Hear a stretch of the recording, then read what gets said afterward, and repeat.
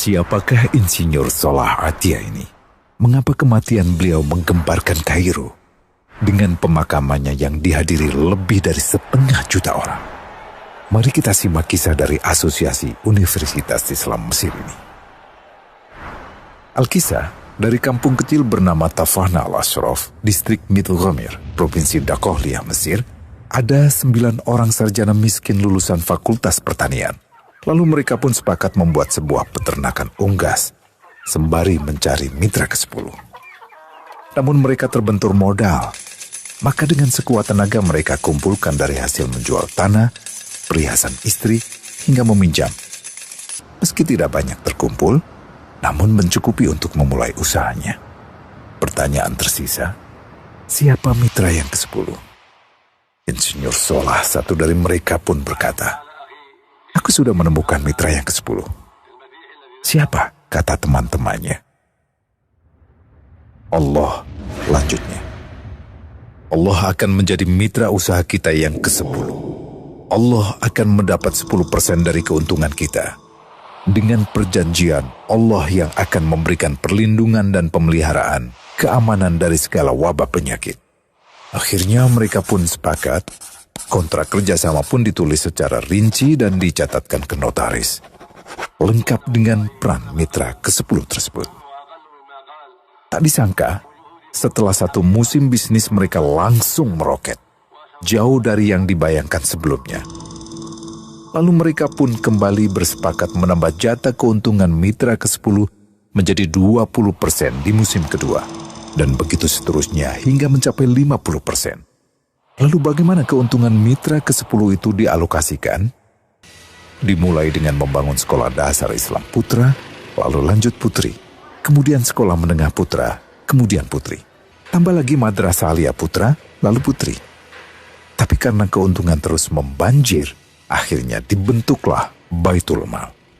Dan mereka pun mengajukan ke pemerintah untuk membangun universitas di kampung. Awalnya ditolak dengan alasan tiadanya akses bagi para mahasiswa. Tak berapa lama mereka pun mengajukan pembangunan universitas lengkap dengan stasiun kereta beserta jalurnya dengan biaya mandiri.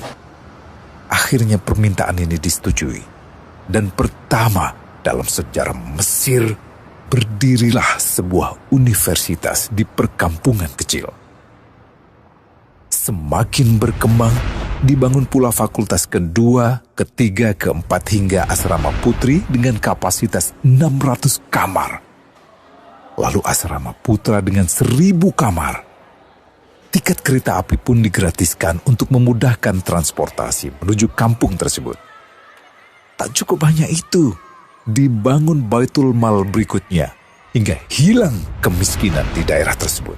Dan program ini diduplikasi ke kampung-kampung lain hingga bisa dikatakan tak ada kampung yang disinggahi Insinyur Solah kecuali akan dibangun Baitul Mal untuk warga. Bantuan pun diberikan untuk fakir miskin dan para janda. Pemuda pengangguran pun dilatih untuk mengelola perkebunan sayur hingga mandiri, bahkan sampai bisa mengekspor ke negara tetangga. Pada saat panen raya, seluruh penduduk dikirimi paket sayur. Di hari pertama Ramadan diadakan buka puasa bersama untuk seluruh penduduk desa. Mereka memasak dan hadir ke lapangan yang dipenuhi beraneka makanan. Disiapkan juga perabotan untuk gadis-gadis yatim yang ingin menikah.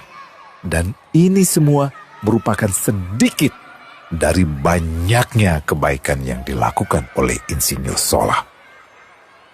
Hingga pada akhirnya disepakatilah keuntungan perusahaan 100% untuk Allah. Insinyur Solah yang awalnya adalah salah satu mitra usaha berubah menjadi karyawan Allah. Dia hanya menerima gaji, namun dia memberikan Tuhannya syarat agar membuatnya hanya butuh kepadanya dan hanya meminta kepadanya. Inilah sosok Insinyur Solah Atia, aktor utama kisah menakjubkan ini. Keikhlasannya membuat ia sama sekali menolak terkenal di media massa. Dan kini, Meski orang yang melibatkan Allah ke dalam bisnisnya ini telah wafat, terbayang seluruh amal jariahnya yang selalu mengalir untuknya. Masya Allah. Pertanyaannya, akankah ini hanya menjadi sebatas kisah saja?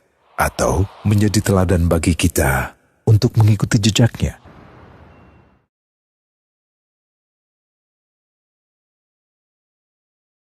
Global Wakaf dari Global Islamic Philanthropy.